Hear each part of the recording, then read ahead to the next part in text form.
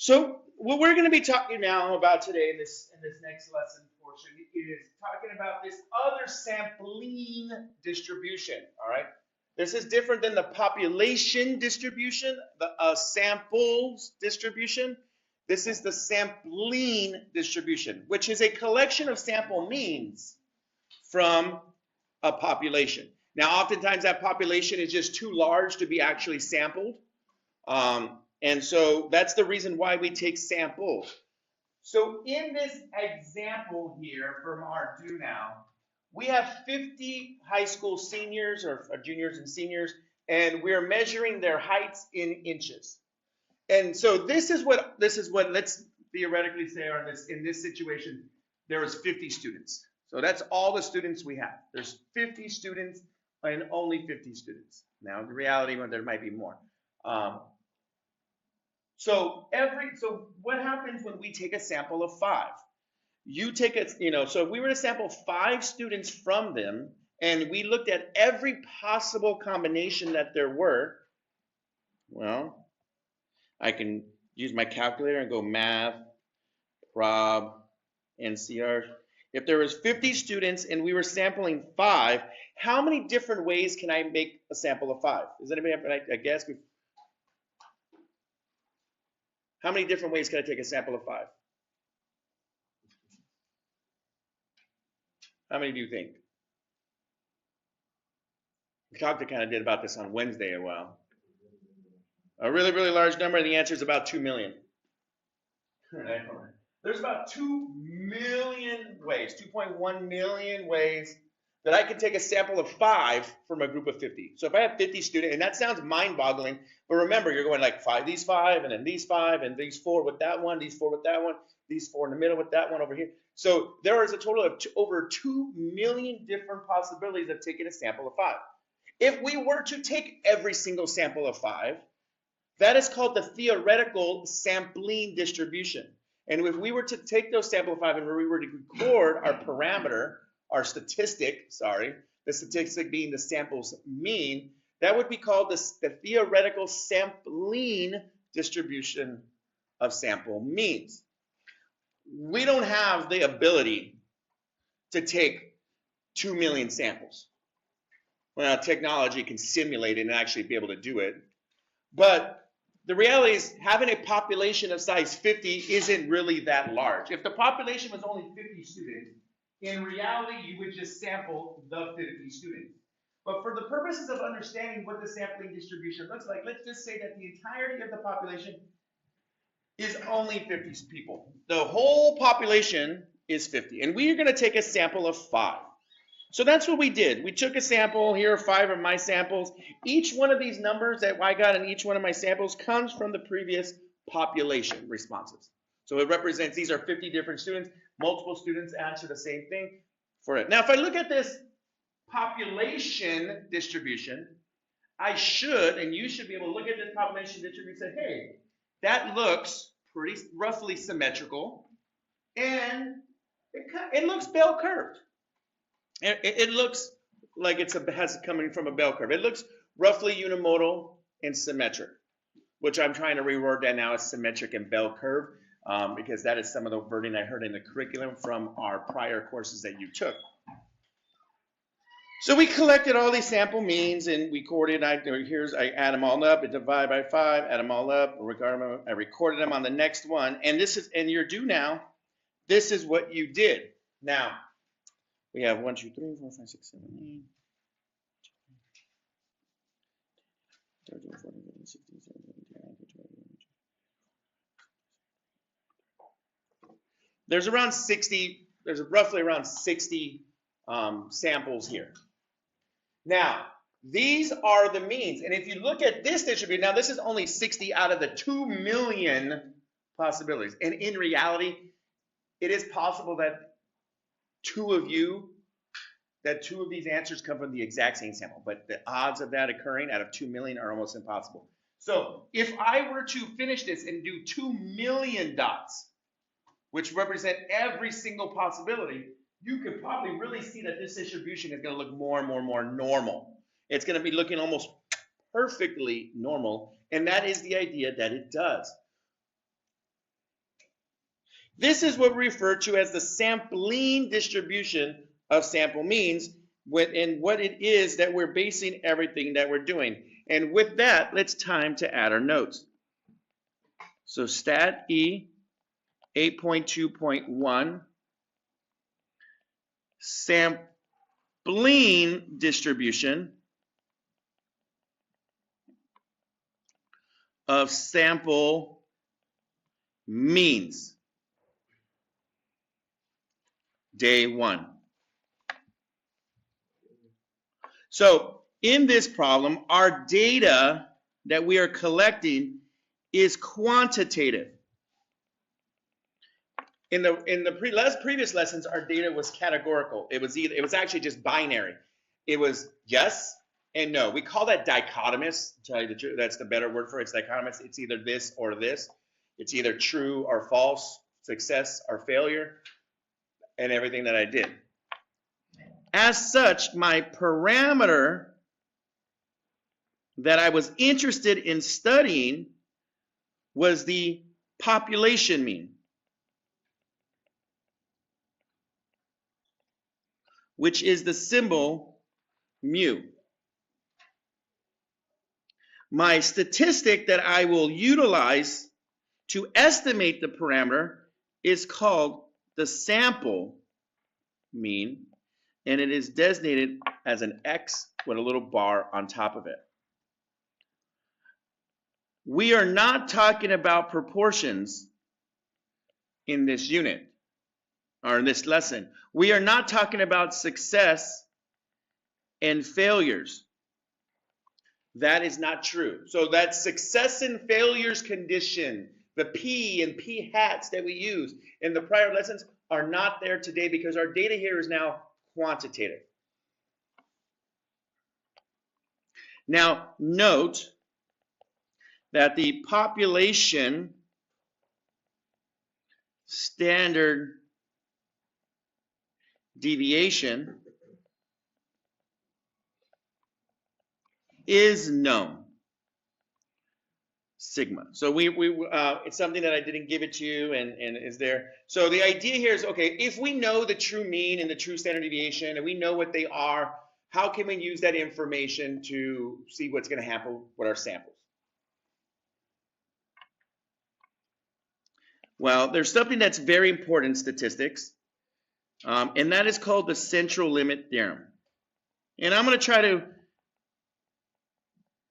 put it in as simple words as I can, because the truth is the central limit theorem is one of our most important theorems in all the statistics. You might also it refers to as the CLT. So when you get into college again, the central limit theorem is something important. What the central limit theorem says is that if we take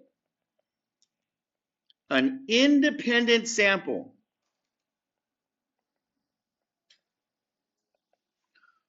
and when I say an independent sample, it means that it is random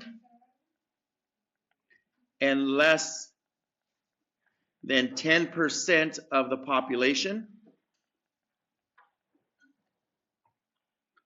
Random and less than 10% of the population.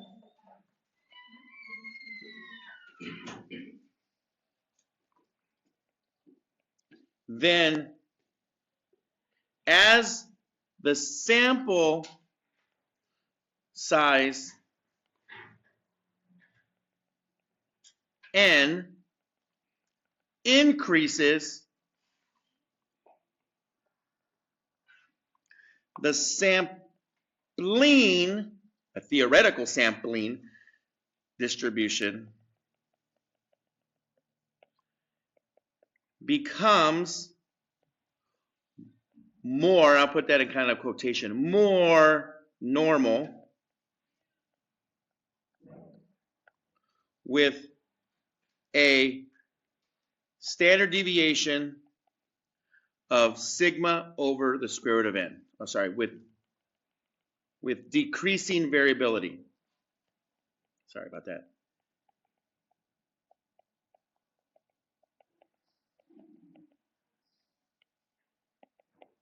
Sigma of, and I'll change the color. sigma of x bar is equal to sigma over the square root of n. Now there's a lot to throw at, and there's a lot to digest from what I just wrote. And it's what most of what we do in statistics is based on. When we're doing our data and we're doing our analysis, because the real purpose of what we're doing in this course is leading up to what we are going to be doing after we get back from break. And that last month of the course is really what we're going to get into the heart of, like the end, what most people utilize the statistics for in the real world. And I know it's like, well, why don't we spend a lot of time during the school year? Well, a lot of you are just learning the fundamentals of what everything is. Because what we're going to do is, hey, we're going to take a sample. And then the question becomes, based on the sample, what can I infer about the population? Well, there's a lot to do with this CLT, the normal model that we're going to use. Or if I take this sample, at what point can I say, you know what, something's up, this person's lying to me, they're cheating, or things are changing? How do I make that decision? And that's what we call hypothesis testing. So what we're saying is that with the central limit theorem is that basically in the end, what happens is that if I took all of the sample means, which we did in our do now, and I'm simplifying it here, is that these sample means, the distribution of these sample means, called the sampling distribution, is going to become more and more normal. Now, at some point, it has become so normal that we can call it approximately normal. And then the question then there remains, at which point can I call the sampling distribution approximately normal? And that's a very important thing. At which point can I call the sampling distribution approximately normal? Because the sampling distribution isn't always approximately normal. It cannot be approximated by a normal model. That's not a true statement. The sampling, all theoretical sampling distributions are not approximately normal. But if three conditions are met, then we can approximate it with a normal, and the values are so close to each other that the answers are basically the same thing to like 5-6 decimal places. And so the standard deviation, all right, the mean of this distribution right in here, this is the mean, would be whatever the population mean is. So the mean is whatever the population mean is. Now, sigma by itself, this is called the population standard deviation. This is called the population mean. This is the sampling distribution's mean. And this is the sampling distribution standard deviation. There's a difference. Technically, it's a sampling distribution of sample means mean. I know it's a mouthful. It is the mean of the sampling distribution of sample means. That is the more correct technical way of stating it. And the standard deviation of the sampling distribution of sample means is the population standard deviation over the square root of n. This is a topic, this is an idea, and I'm being very truthful. When people take statistics in college, they don't get a lot of time to really digest it, and it just flies over everybody's heads. And so that's why I'm trying to spend multiple days, and I have assignments in here so that you can digest it. So again, when does this become approximately normal? Yeah. What?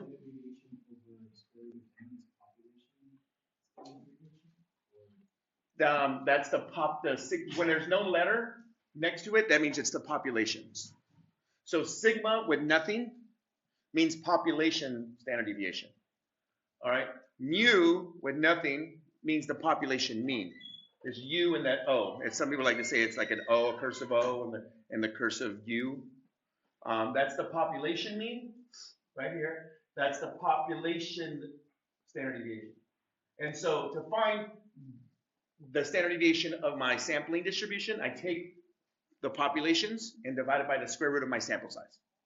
And that's when I know some of you that did your work on Friday, when you kept getting the error if you were doing the slides and you got to slide 12 and it asked you what was the standard deviation of the sampling distribution.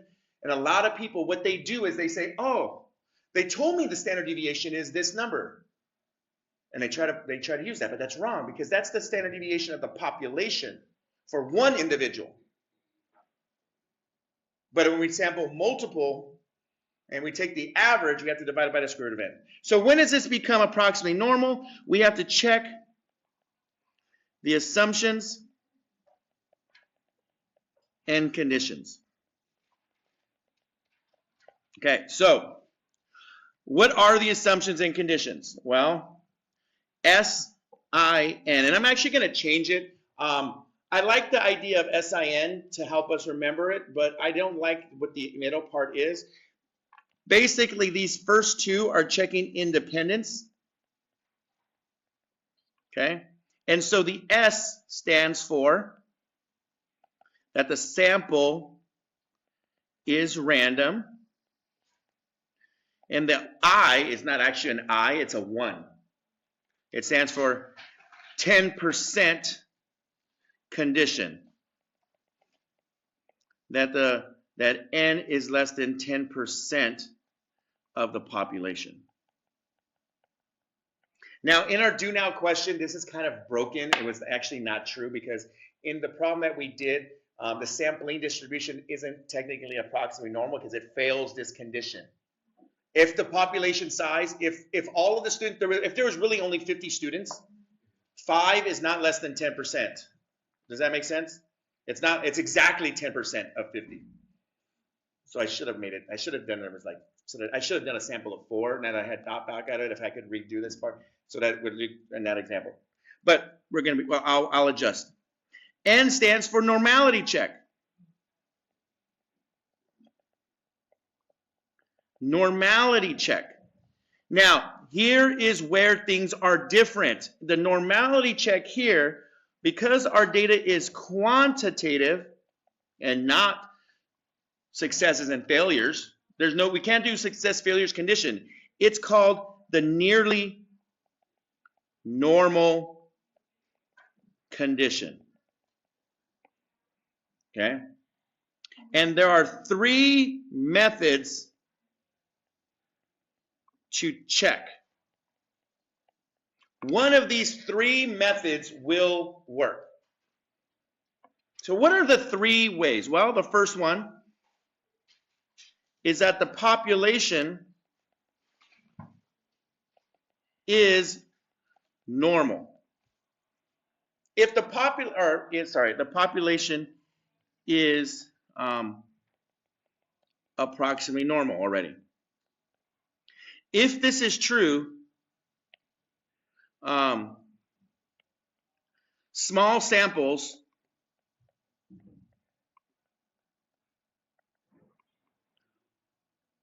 are okay. And okay, let me just digest what this says. Okay, so because remember, the central limit theorem says that if I take samples of size n, if I take like a sample of 2, 3, 4, 5, 6, the bigger the sample I take, the sampling distribution will become more and more normal. In other words, a sample of size 3 will look a little bit more normal than sample size 2. And a sample size of 4 will look a little bit more normal than a sample size of 3, and so forth. The bigger the sample I take, the more normal it becomes. But if the population is already normalish, approximately normal, then if you take something that's already pretty much normal and you make it more normal, it's approximately normal. So in the do now problem that I gave you, because the population, the 50 students, already looked approximately normal, a sample size of 5 is good enough. Because a lot of people go, well, a sample size of 5, that's not a big sample. You can't say it's going to be the sampling distribution is going to be normal with a sample size of 5. And I can say, yes, it is. If the population already looks roughly normal, then even a sample size of 1 or 2 will work. Second one, and this is the one that most people use. N is greater than or equal to 30.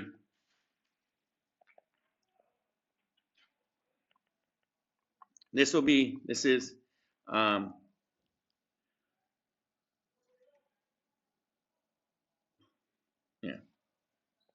This is large enough for all purposes. This n equals 30 is a very magical number of statistics, and I do want to say that some people actually push it out to 40. But here's what, basically, no matter what distribution you're dealing with, if you have if you take 30 students, if you sample 30, the sampling distribution is almost always 99.99% of the time, it can be approximately normal. For our purposes in statistics, sample sizes of 30, pass. Boom. All you got to say for that third condition, n is greater than or equal to 30, complete. We took a sample of 5, that wasn't. And the last method is that the sample distribution. So what happens if n is not greater than or equal to 30? What happens if we know nothing about the population? Then we look at the sample distribution is roughly unimodal and, roughly symmetric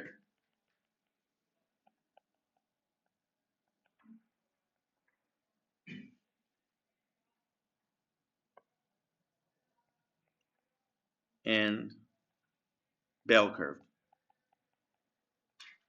And I'm going to put a little quotes on that one. I'm going to try not to do this so much with us. Basically what happens is if we are not given the information about what the population looks like, then we take a sample. Let's say we took a sample of 10 students, and we look at that sample of 10, and we go, does that look somewhat normal-ish? And we're 9 times out of 10, we're going to say, yeah, that's good enough. And we say it passes. It's kind of a little BS type of way of saying it, but basically, like, in practice in the statistical world, what we do is we test that it's not normal. So if we look at the sample, we go, is there enough evidence in this to say it's not normal? Yeah. Symmetric and bell curve. S-Y-M-M-E-T-R-I-C. Symmetric.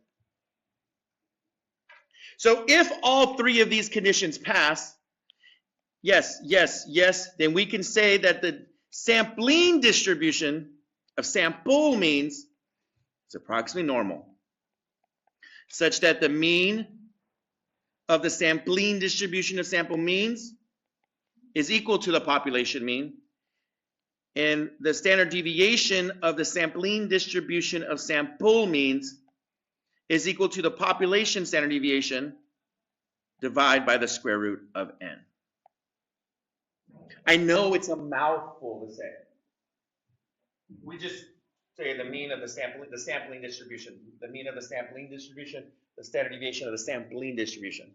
I'm trying to be a little bit technical because I do want you to use the correct vocabulary when you go off and utilize this and take this course, most likely again in college. Like I said, 85, 90, it's becoming more and more prevalent that students in college are, no matter what your major is, are required to take a statistical course. So this should be helpful in making you make sure that you're doing it correctly.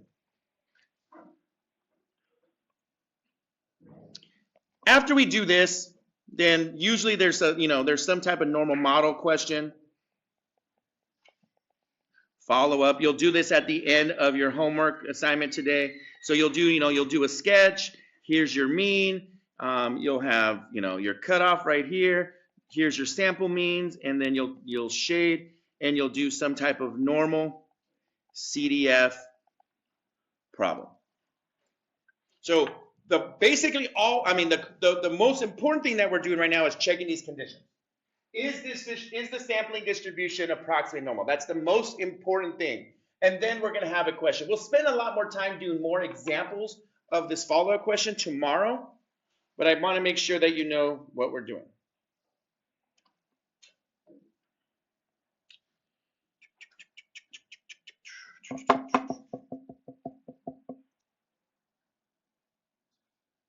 So just make sure that, and I'm not going to even do the example for this class. I did the example based on the do now.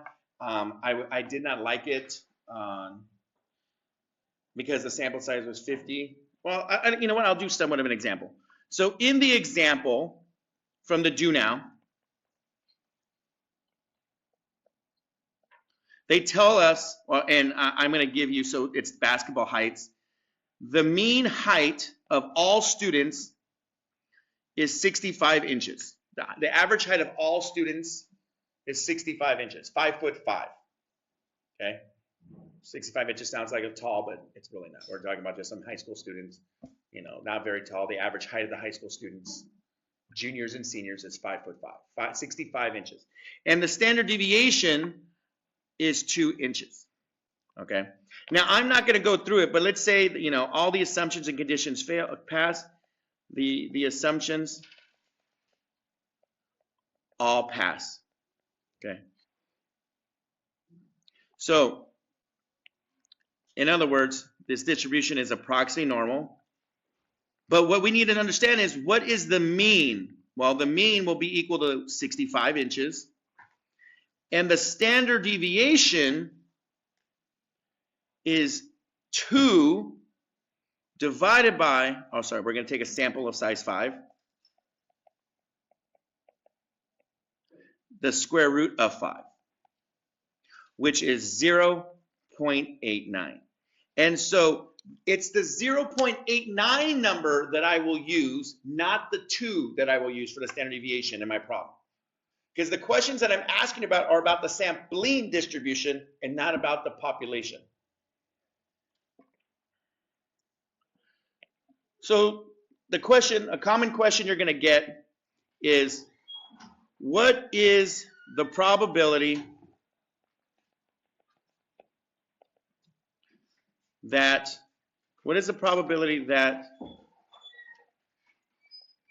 the mean height of 5 students is greater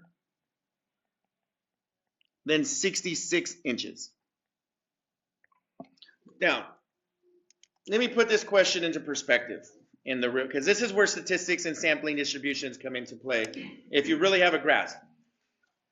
All right, the average height is 65 inches. Is 66 inches a lot higher than 65 inches? No, in fact, it's less than 1 standard deviation, right? Oh, sorry. I didn't mean to say 66 inches. I meant to say 67 inches. 67 inches. 67 inches, 2 inches is not that much higher than the mean. So if I randomly selected one student and they were 67 inches, 5'7", would you be surprised if I randomly selected one student who was 67 inches or taller? No, you'd be like, that doesn't seem that unusual. Of course, you're gonna. If I selected a student, the chance that the student I get is, I wouldn't be like, oh, they're 67 inches tall. That's amazing, because it's like, well, that's only 1 standard deviation above the mean. But if I sample 5 students and the average height of these 5 students is 65 inches, 67 inches, sorry, would I be surprised? And then that answer is probably going to be like, yeah. Because that means that the average of these 5 students' height, they all were above average height, or they were such that one student was really tall, such that the average of the 5 was 2 inches taller than the mean. So that's a lot. That's very unusual. So in this problem, basically what we're saying here is that here is 65 inches, and here's 67 inches, and I want to find this area right here, so I'm going to do normal, CDF, 67 for the mean, our lower boundary, 9999 for the upper boundary, 65 for the mean, and this is where everybody messes up, 0.89 for the standard deviation, because I got to use the sampling distribution. This right here was the 2 divided by square root of 5. Okay, so I go to my calculator. Second, vars 2, 67, 9999. The mean is 65. The standard deviation is 0.89. Paste. Boom. 0.012.